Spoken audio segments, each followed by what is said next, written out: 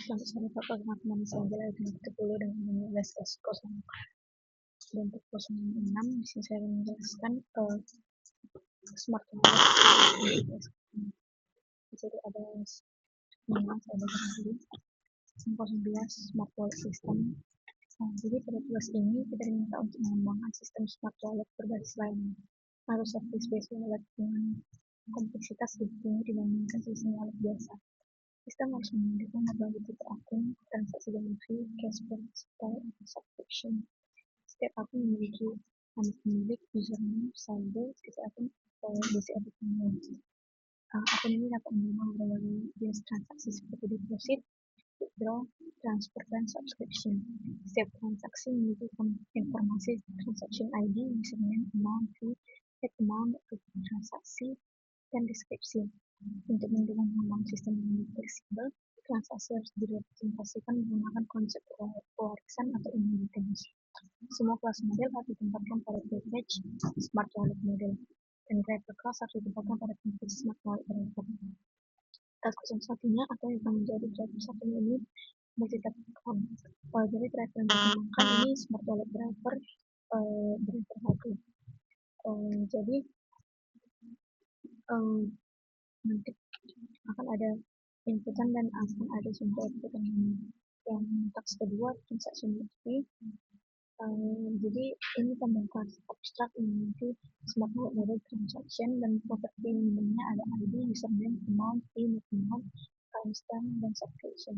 Subclassnya ada deposit transaction dan transaction. Jadi aturannya di sini deposit ini tanpa fee, withdrawnya 5% dan saldo menggunakan amount. Nanti di sini ada ini akan menjadi driver dua.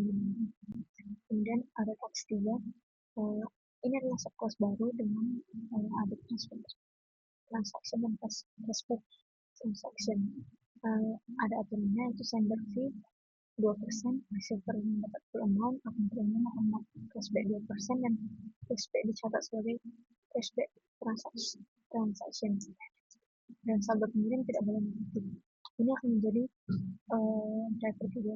Ada task 4. Akun task 4 ini jika saldo tidak cukup maka akan ada insufficient balance exception, program tidak bisa dibantu. Kemudian ini akan menjadi driver 4. Yang kelima ada transaction history, dan ini akan menjadi driver di sini. Saya akan menjelaskan model account dan model history transaksi yang saya buat serta driver satu. Di sini saya tidak menjelaskan semuanya dikarenakan jadi di sini saya mulai dengan account. Jadi ini kode yang telah saya buat. Jadi ini ada package smart wallet model dan public class account. Jadi ini adalah package dan deklarasi kelasnya. Jadi package smart wallet model ini menandakan bahwa kelas ini berada di dalam folder atau package yang memang model dalam smart walletnya. Kemudian ada public class account. Ini untuk mendeklarasikan blueprint bernama account yang bersifat publik, sehingga nanti kita bisa sehingga kelas ini dapat diakses oleh kelas lainnya. Kemudian ada private string name, string username, private string tipe akun, dan private double saldo. Jadi ini adalah atributnya.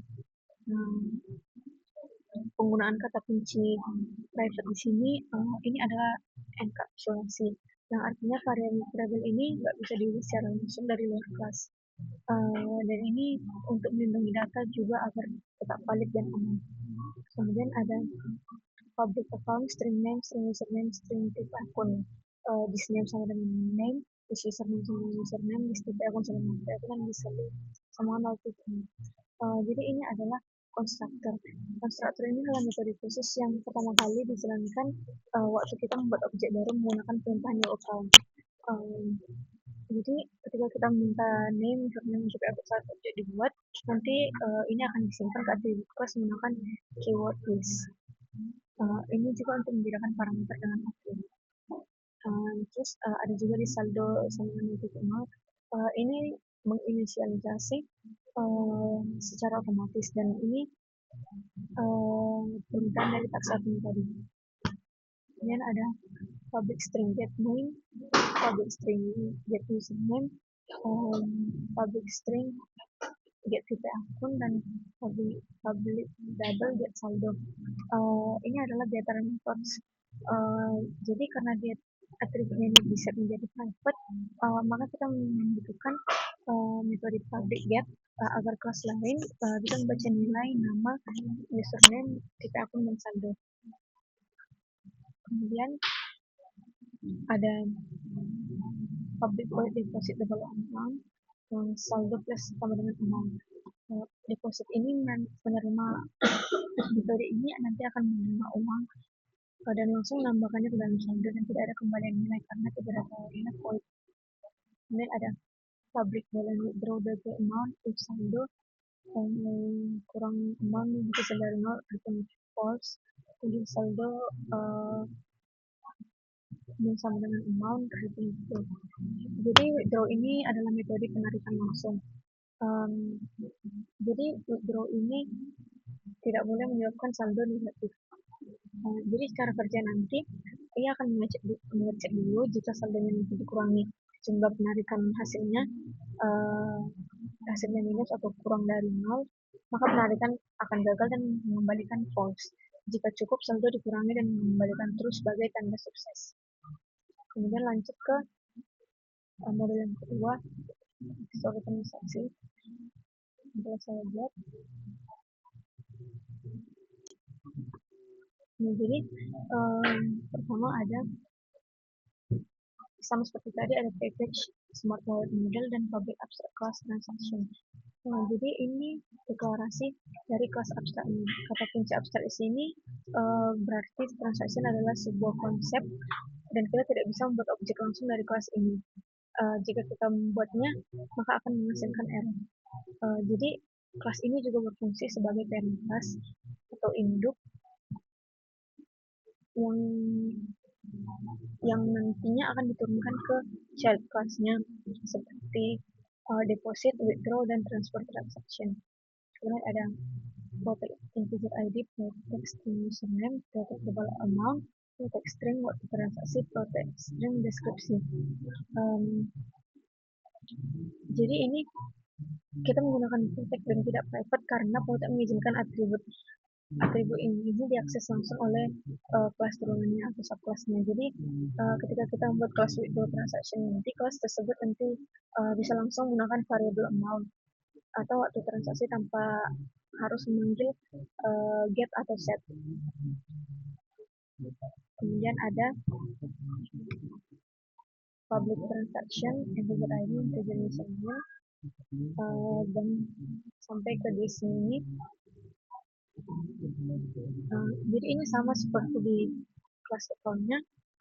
Ini digunakan untuk memasukkan data awal saat transaksi dibuat oleh kelas turunannya yang nanti melalui pemanggilan support. Di sini ada tipe penulisan di bagian deskripsi. Kemudian ada public abstract string get type. Ini adalah metode abstrak yang ciri khasnya tidak memiliki isi, makanya tidak ada kurang-kurangannya. Fungsinya sebagai kontrak wajib, yang artinya siapapun kelas yang menjadi anak dari transaction wajib membuat metode get type di dalam kelasnya sendiri. Kemudian saya akan menjelaskan gerakan satu. Di sini ada scanner sistem integer map string account sampai SMAP. Scanner di sini digunakan untuk membaca input dari keyboard kita. Map string account ini kita menggunakan struktur data map. Key-nya adalah string atau username dan value-nya adalah objek account. Ini membuat pencarian akun menjadi cepat. Kemudian mengapa kita menggunakan link hash map? Karena link hash map ini berbeda dengan hash map biasa yang urutannya acak. Link hash map ini menjaga urutan data sesuai dengan saat data itu dimasukkan. Ini berguna karena tidak satu output harus dicetak sesuai urutan input. Kemudian ada membaca input atau loopingnya while scanner has next line, string line sama dengan scanner next line. Jadi if line equals an object baru break. Kemudian ini untuk membaca input atau loopingnya ini. While scanner next line ini nanti programnya akan terus membaca baris baru selama masih ada input. If line sama dengan equals ini inilah kondisi berhentinya. Menurut soal, jika program membaca triple dash, maka looping berhenti dan lanjut ke proses pencetakan. Kemudian ada string parts line split, string comment parts null.